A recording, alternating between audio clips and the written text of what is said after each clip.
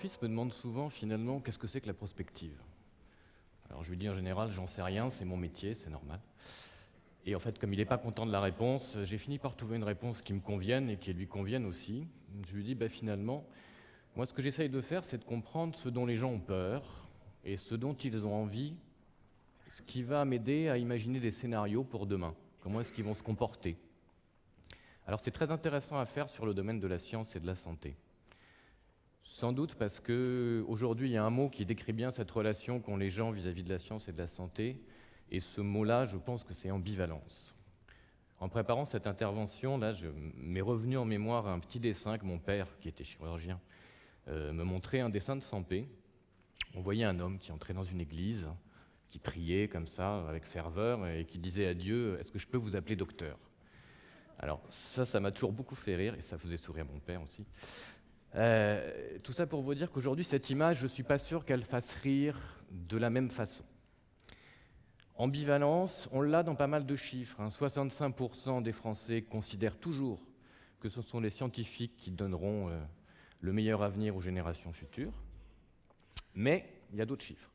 40% par exemple considèrent ou craignent que les découvertes scientifiques apportent autant de dommages que de bienfaits.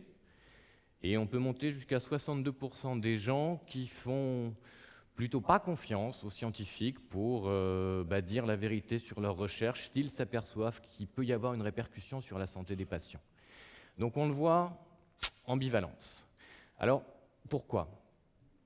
Il y a plusieurs facteurs. Le premier, et qu'on voit partout dans nos études, c'est une remise en cause du progrès.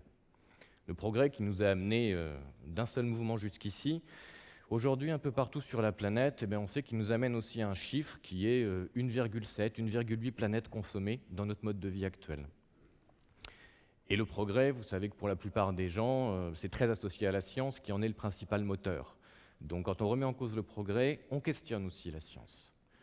Deuxième facteur, c'est que, et sans doute vous l'éprouvez aussi quand on ouvre les médias, on voit la science affronter la science. On voit sur beaucoup de sujets des professeurs, des scientifiques diplômés affronter les mêmes homologues diplômés dans des débats quelquefois houleux, la vaccination, l'alimentation, sur des gros sujets, le climat, etc.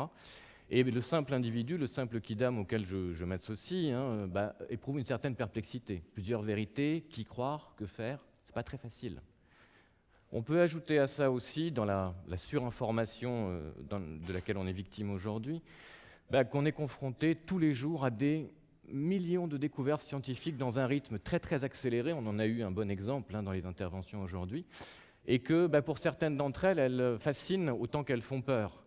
Alors je remercie Hervé et son mini-cochon et son maxi-bœuf. On pourrait ajouter la cryogénie, le transhumanisme, ce neurochirurgien italien qui s'obstine à essayer de greffer une tête sur un corps qui ne lui appartient pas, et vice-versa.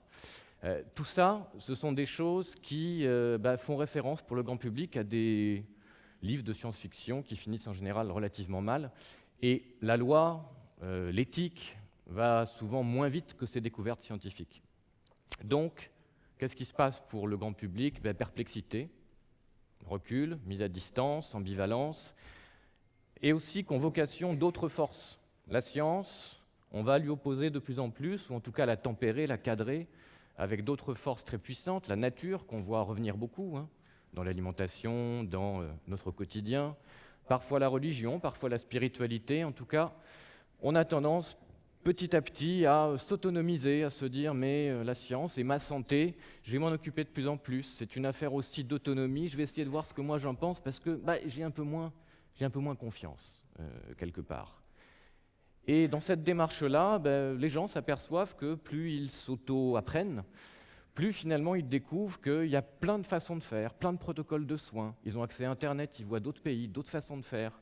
Et ils constituent petit à petit une santé, un écosystème, un programme de santé qui leur est propre, qui est personnalisé, qui est fait de plein de choses et qui dit aussi finalement que ma santé, ce n'est pas forcément la santé de mon voisin. Aujourd'hui, elle fait partie de la façon dont j'ai envie d'avancer, de mon écosystème, un peu de transformation positive.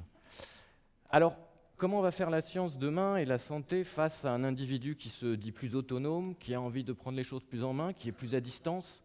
Là, la prospective nous donne 3 scénarios. Le premier, la science continue à affronter la science dans plusieurs disciplines. Et se passera sans doute ce qui se passe sur la scène politique, c'est-à-dire indifférence, petit à petit, recul vis-à-vis des urnes. Le deuxième scénario n'est pas meilleur. Un courant scientifique prend le pouvoir, gagne, peut-être appuyé par la loi, peut-être appuyé par des intérêts économiques. Et là, on a dogme, totalitarisme, autorité, et on sait ce que ça produit aussi. Ça produit bien souvent révolte, colère, pratique un peu hors la loi, pratique hors contrôle, sous-jacente et dangereuse. Et puis il y a sans doute un troisième scénario qui a été largement représenté aujourd'hui, mais que l'ICI ne fasse pas oublier l'ailleurs.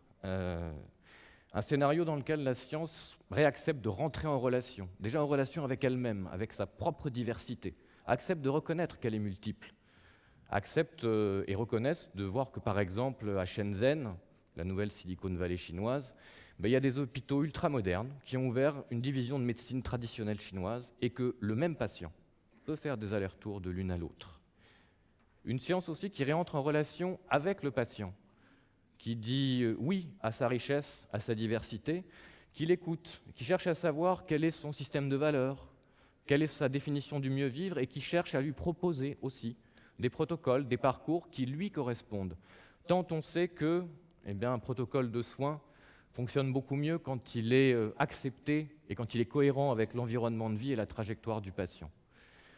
Une science enfin qui pourra sans doute, et ça a été le cas beaucoup ce matin, renouer avec une vérité et proposer une vérité utile à chacun, qui est celle finalement qui rapproche chacun de son propre bonheur. Une science qui, en un mot, alimentera et renouera avec le cercle vertueux de la conscience et de la confiance. Je vous remercie.